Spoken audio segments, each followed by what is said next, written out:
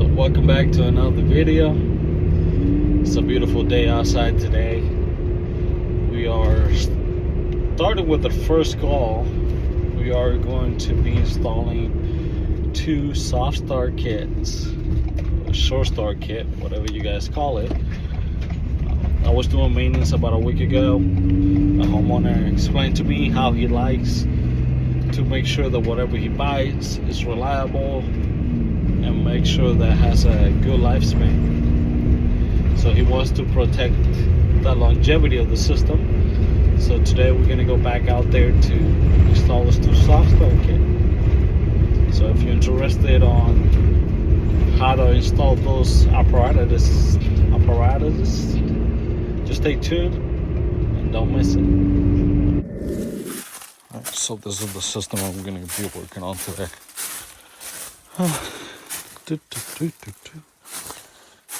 All right, start removing the screws.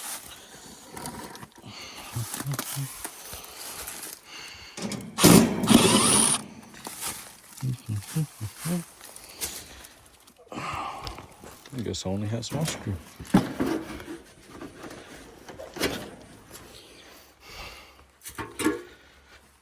Okie dokie. All right, always remember to disconnect the power out of the system. Should be safe, real safe. Okay, so this is the soft start, soft starter, short start. Okay.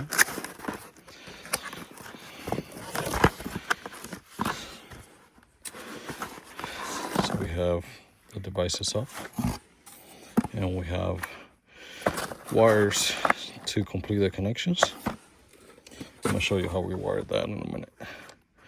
Okay, first thing first, to figure out a secure place where we're gonna mount it. Okay, and that looks good to me right there. All right, so the plate out of the back, right? So this is the plate that you can screw. And then it just clicks on. I'm gonna show you here in a minute. First of all, we're gonna screw this plate here in the unit. 1/4 inch. Oops, that fell off. So, just like this. Just make sure wherever you screw it, make sure the coil is not behind there. I already checked, but you should definitely check. Otherwise, that's gonna be a problem. All right, I'm gonna put my screw right here. Just like that. Now we can mount the device itself. These wires are on my way.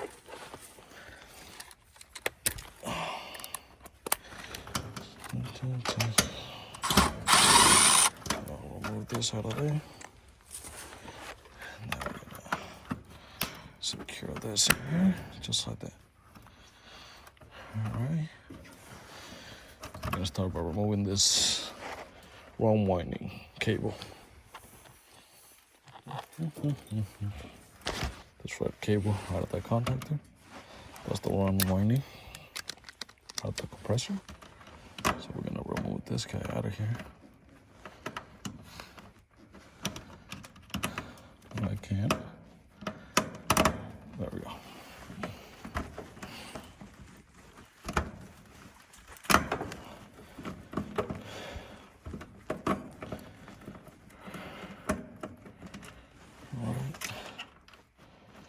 Now loose the screw. Okay, we're gonna have to put the screw back on here.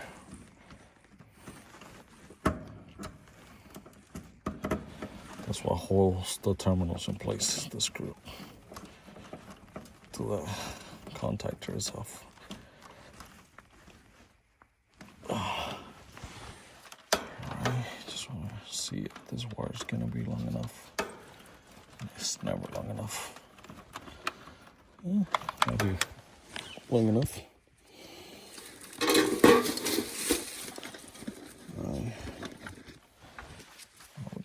this end off right here.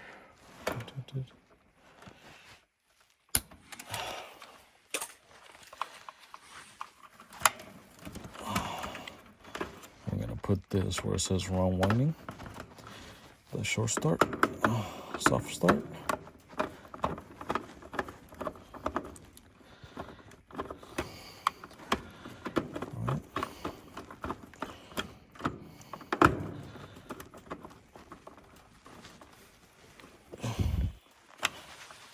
There we go. So that's connected. So that's what the run winding from the compressor comes and connects to the soft start kit. So we remove it from the contactor and we put it right here where it says run winding.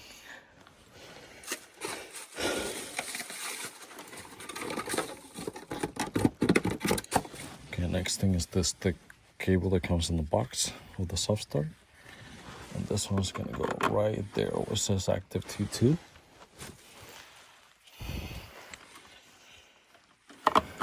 Gonna screw that thing in. Just like that. Next thing we're gonna need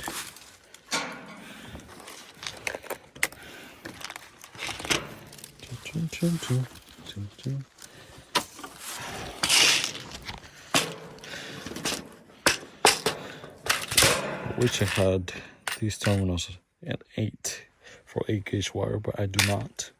So we're gonna have to use these guys. Alrighty. We don't need all this cord. It's a big cord.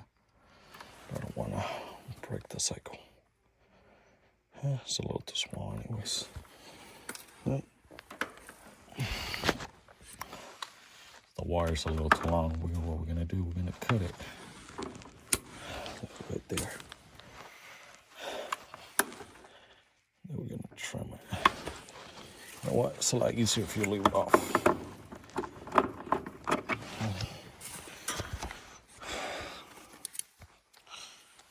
Okay, so what we're gonna do, let's see how much I need. Maybe a little more. So what I was checking how much wire do I need, or how much insulation I need to remove out of the wire.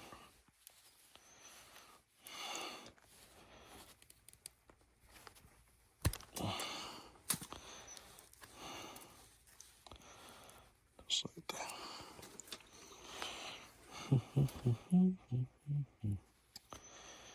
Just like that.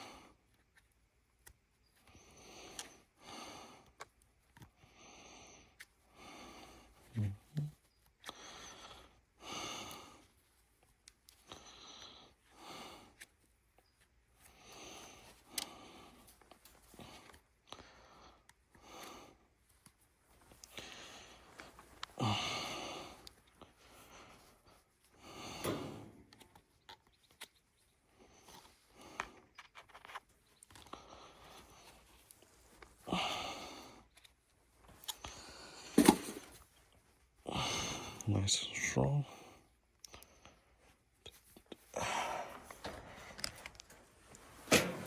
Alright, so we can connect this guy right here, the contactor, what all the red wire used to be, the wrong winding.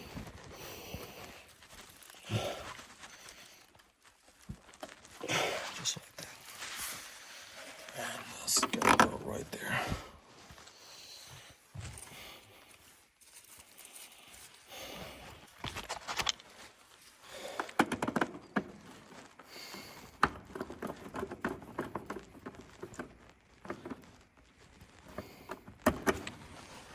Alright, so that's done. Now we need a common that goes from the capacitor. Let me double check. See if there's the paperwork. Okay. So this is what we're gonna run capacitor. It goes from run capacitor to common. I wanna make sure I don't do this every day.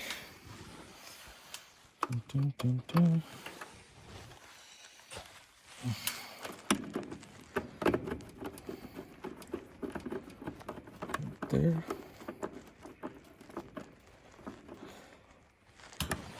All right.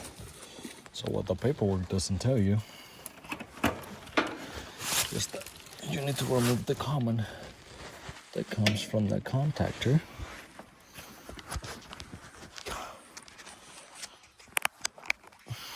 Comes from the contactor to the capacitor. That's something that they don't tell you. This little short cable, the common that goes from the contactor to the capacitor, that's something they don't tell you. I guess I'm assuming that you should know.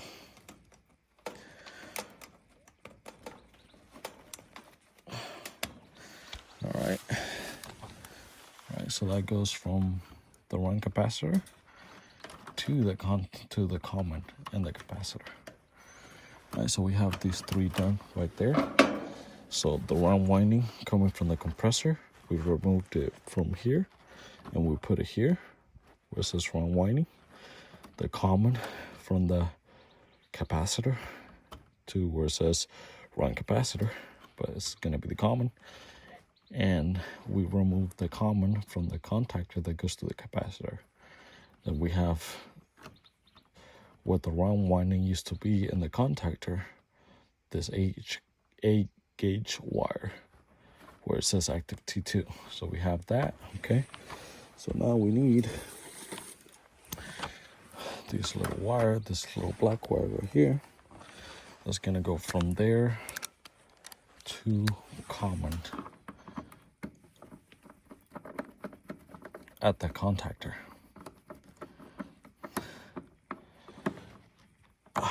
Okay, so red is not common on this contactor, for example. Common is black and blue. So the opposite of your run winding is gonna be your common. So you just have to find a terminal over there and connect it there.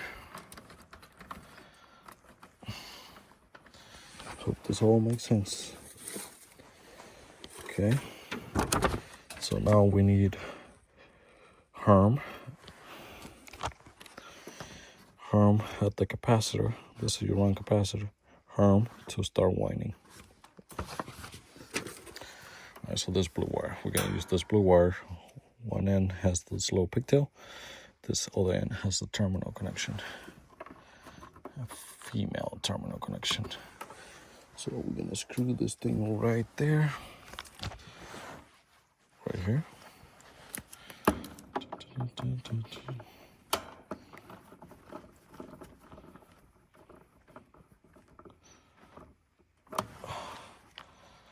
Alright, I'm gonna screw that there. And we're gonna go to Herm at the capacitor. It should be this orange one. What's this Herm?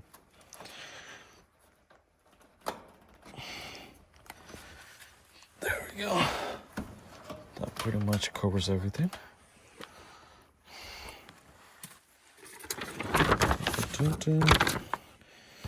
Alright, so from your compressor goes to run winding right there. Right there. And then this brown cable is going to go from run capacitor to common at the capacitor. Then active T2 is going to go where the run winding used to go. And the run winding is going to go to run winding there.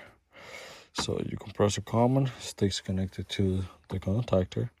And you're going to add another black wire that's going to go from compressor common and the short start back to the contactor. Then the start winding, you're going to connect the start winding from the short start to the start winding at the capacitor. You're still going to leave the start winding connected from the compressor to the capacitor. you're just gonna add the blue wire. Okie dokie. So now we're gonna do some cable management here. And in this zip ties with the hole, so you can put a screw in it. We're gonna go here, grab these wires, and I missed one. I don't think I'm gonna be able to grab this one. That one's a little tight. To start winding from the compressor, a little tight.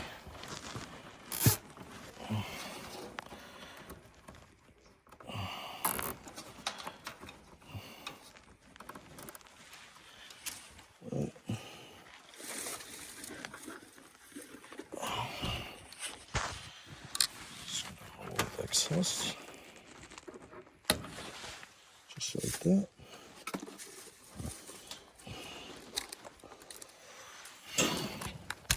Flip this back to a 1/4 inch. I'm gonna put a screw right there just to hold everything nice and neat.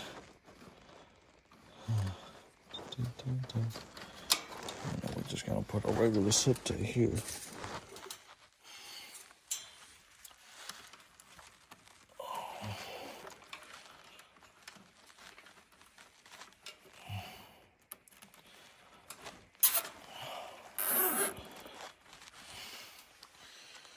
Just like that.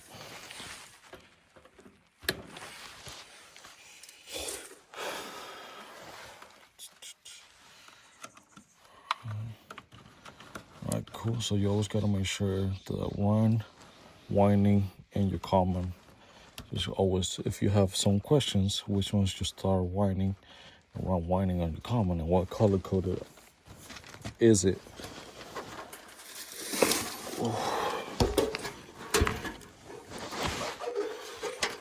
You can always look at the diagram of the unit. You gotta find your compressor. Anyways, so this is your compressor. So you have red, orange, and black, right? So you need to find your black is your common, as you can see there. Orange is your start, right? And then red is your run. So if you ever have any question, you can always look at the diagram on the panel.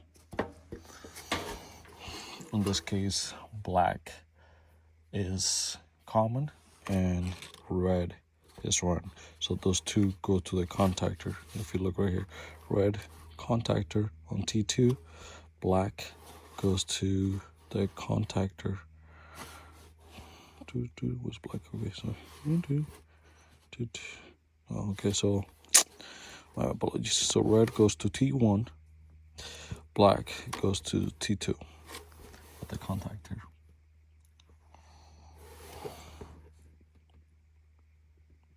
It's backwards, but whatever. Doesn't really matter. You just gotta make sure that you follow the path.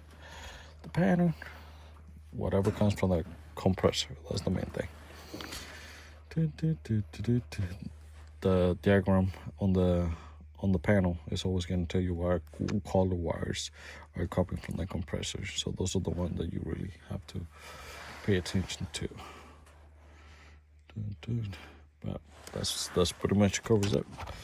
How you install a soft start kit on your condenser unit. All right, so now I have to do some actual work. So I will see you guys when I get back in the truck. Okay, so we're done here. Everything was working perfectly fine. I forgot to mention that the light, the LED light on the soft start kit itself, it's not gonna light up unless something's wrong with the connections. Okay, so you don't have to worry about, oh, maybe the light's off because it's not connected properly. It's connected properly.